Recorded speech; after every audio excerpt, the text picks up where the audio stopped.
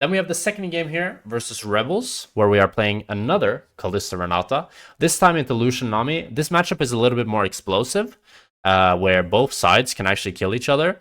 Kalista Renata is a lot stronger first 3 levels, which is why it's pretty typical for the Lucian Nami to swap.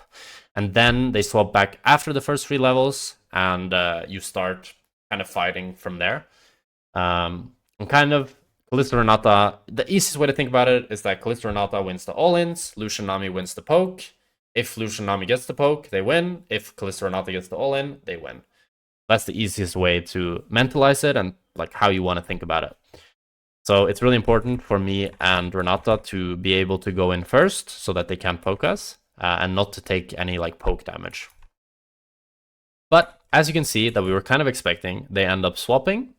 And we're fine with this, you know, it's just, it is what it is. There's not that much counterplay, I think.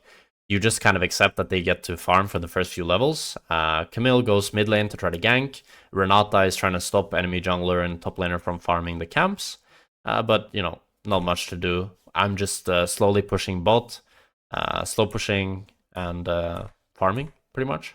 And then you crash 3 waves, and Camille comes and hits tower with us. And then we take the wave under tower.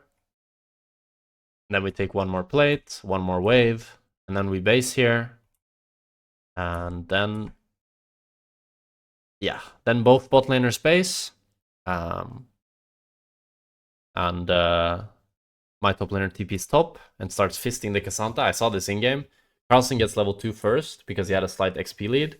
And Spooter has already used so much mana on the wave. Like now this guy's game is just fucked, you know? He's so fucked. Level 1, half HP, and Poppy is going to be topside while Sejuani is not topside. So we end up diving the Cassandra.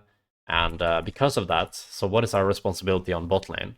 So because we're diving the Cassandra on bot, on top, what we do on bot lane is as soon as we arrive to the wave, we just one-shot it. So we one-shot the wave so that if Sejuani wants to make a play on bot, she can't, you know, because we've already gotten the wave.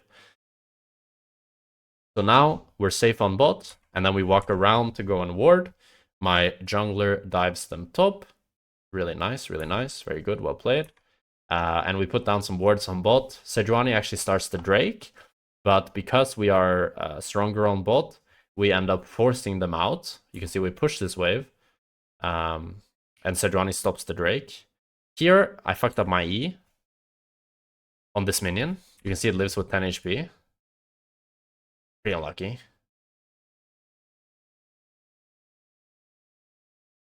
It lives with legit like 10 HP, right? So now I don't have E, which makes this trade that happens now a lot worse, because if I now had E, it would be like crazy trade, you know? I would do so much damage to the Lucian, because I would even get a reset on these 2 minions. It would have just been like insanely good for us, insanely good trade. But I didn't get my E reset. Sejuani comes to gank us bot. Whiten plays this really well. He flashes the Sejuani flash Q. So Sejuani Qs and then flashes, right? And Whiten actually flashes it. But ends up still going down. And I use my E here, but I have 6 stack lethal tempo. I think Xerxes could have played way more aggressive here. He could have just flashed in, got stunned anybody, and I would have killed them. Because just, we all know it, right? 6 stacks of lethal tempo, that shit is OP, you know? We're not going to experience it much anymore, but we know, like, holy shit, you're so strong with 6 stacks lethal tempo. So I knew here, I was telling Xerxes, just go. But he chickened out a little bit. It's all good. No, we didn't end up killing them. For sure could have. But overall, I was still doing really fine in the game. Got a decent, like, got a 9 CS lead, 5 CS lead, something like that on the Lucian.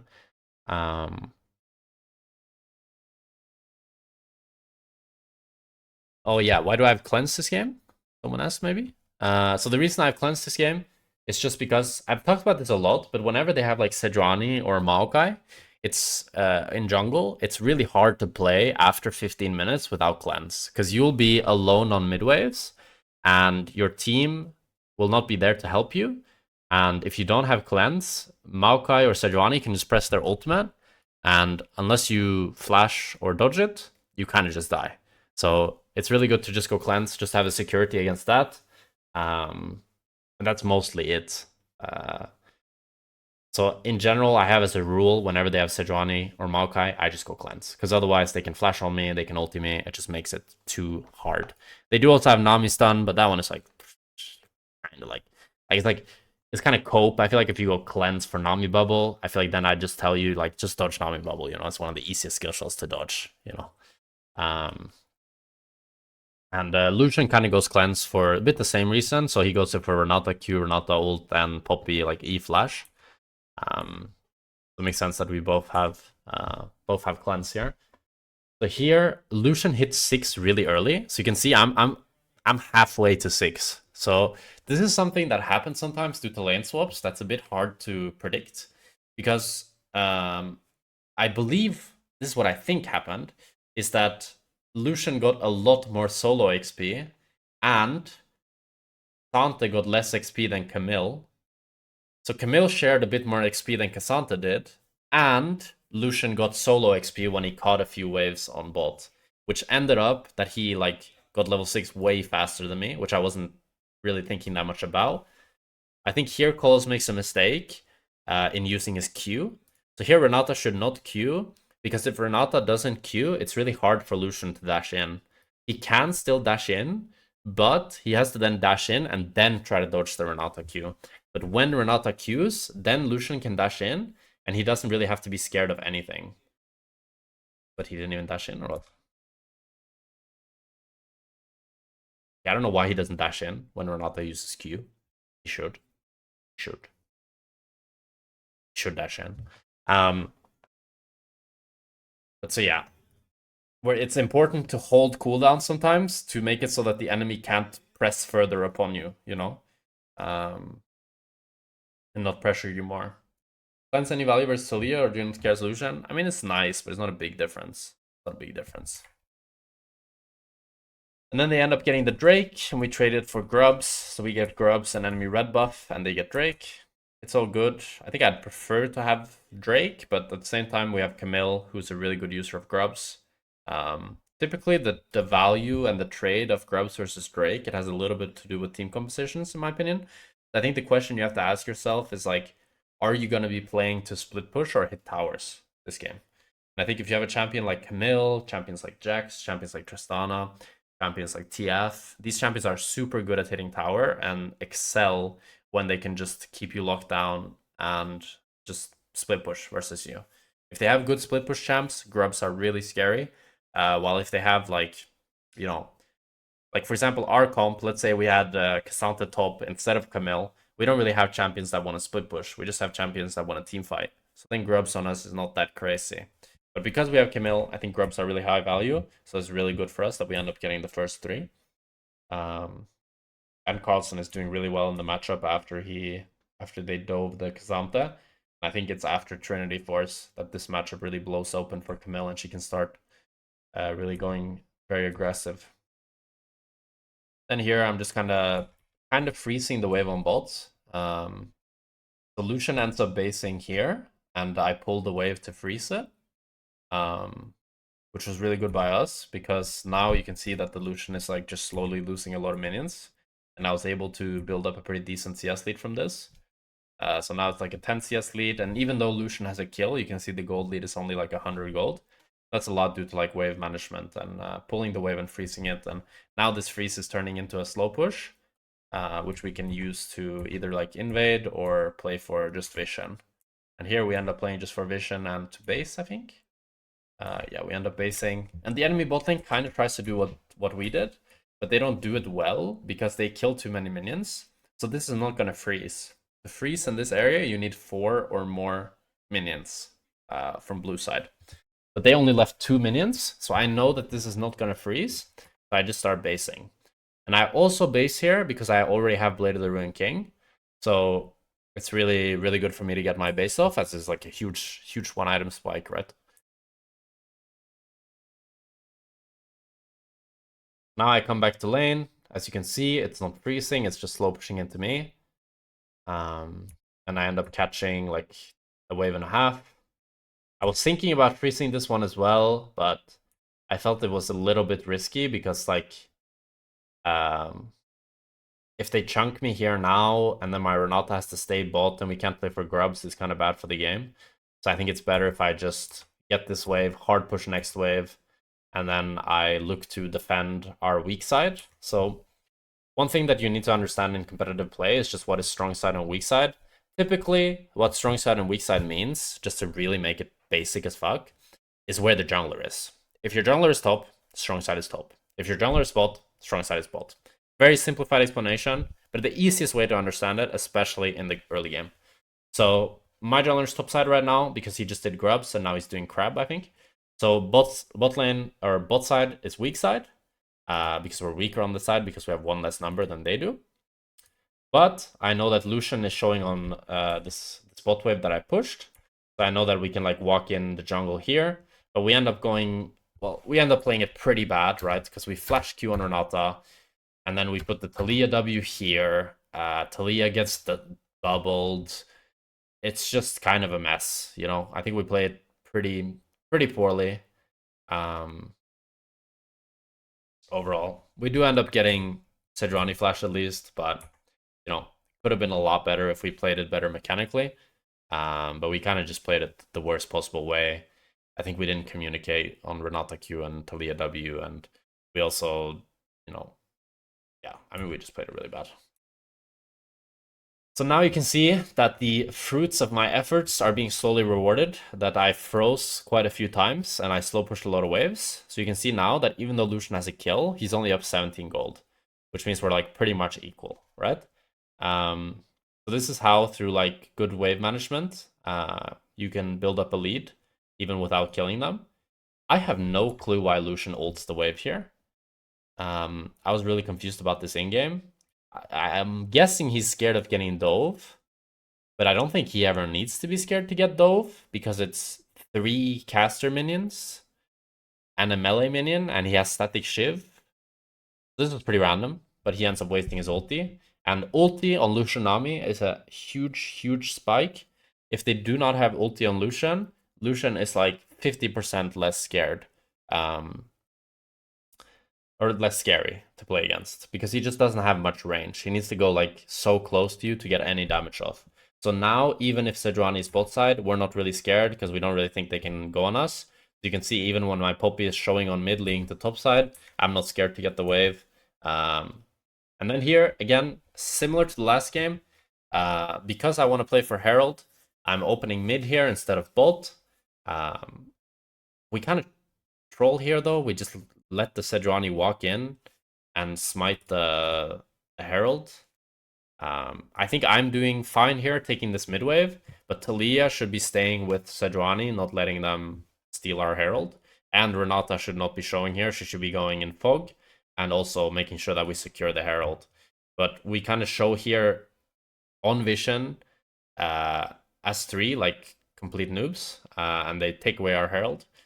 And then they TP bot lane. And now the map was kind of awkward because they both took our Herald and they're first to play into bot lane.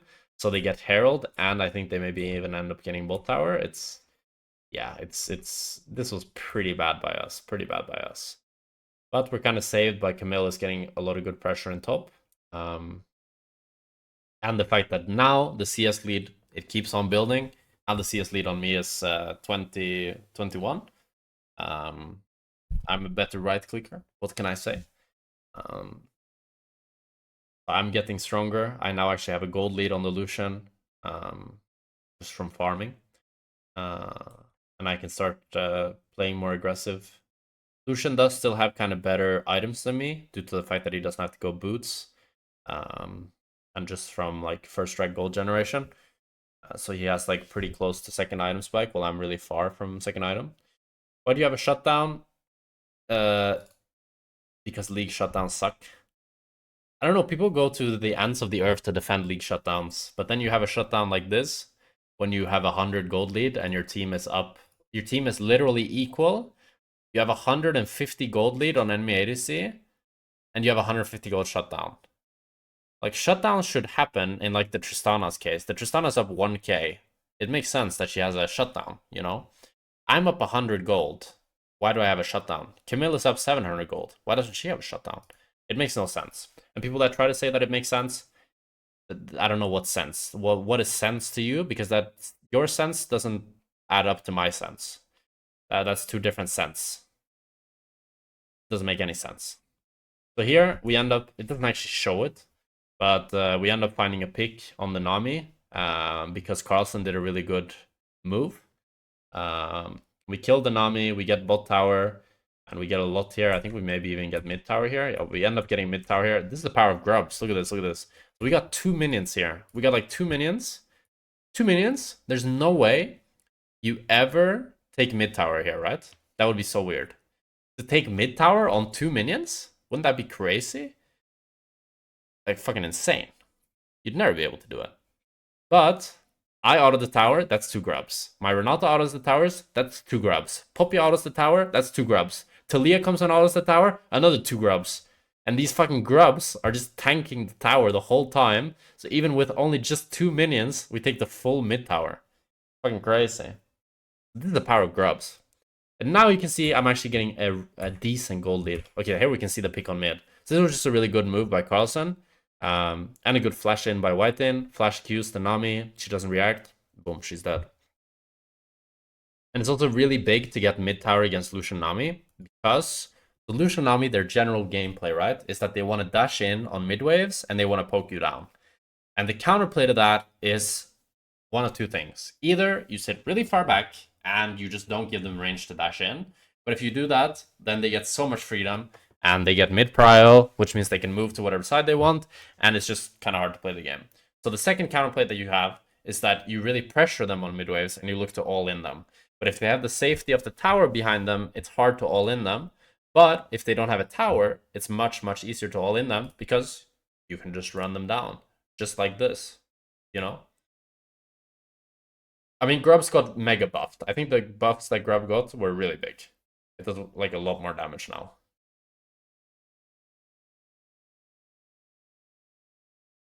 And you also only need 4 now to spawn 1 instead of 5. And it's a lot easier to get 4 than 5. Because that means you just need to get, like, have 1 where you get the 3, and then you just get 1 on the second spawn, you know? So here we end up, we kind of fucked up. Lucian should be dead here, but Certus fucks up his W. And doesn't land it on the Lucian. So Lucian ends up flashing out to be safe, but it's still really good because we get Drake, we get mid waves, Lucian has the base, Lucian loses flash. They end up summoning the Herald on mid, but we're a lot stronger for this fight. Actually, I guess we're kind of equal in gold. I guess we just outplay them, to be honest. We kite the Cassante here really nicely. We're just slowing them down and playing with them. I'm getting some good E resets here, slowing them down a lot. Lucian dashes in, but it's kind of nothing. And then Sejuani does like a Xmidi ult. Goal, goal, goal, goal, goal! And then we get a crazy or not crazy Talia W. Fucking hits 2 people with it? No, he actually hits only the Lucian, but he gets 2 man with the E. And they just get fucked, you know, they just get ran down. And then I kill 2 people with my Q here, get a triple kill. Now I'm mega fed, I'm 4-0, we get the second Drake. This was the game where I really wanted to play for Nash. I think right now, as soon as it spawns, and I think Lucian here just gets kind of caught on midway. No, Nami just dies here. Here I wanted to start the Nash, but we end up not starting it. And then I think Lucian gets caught soon. Maybe not. I guess we base. I get red buff. We go for mid wave. And now I have like 2k gold lead on Lucian. It's really hard for Lucian to really dash in on me. I can kind of take waves very freely. Which is like, if that happens, Lucian Nami is kind of useless.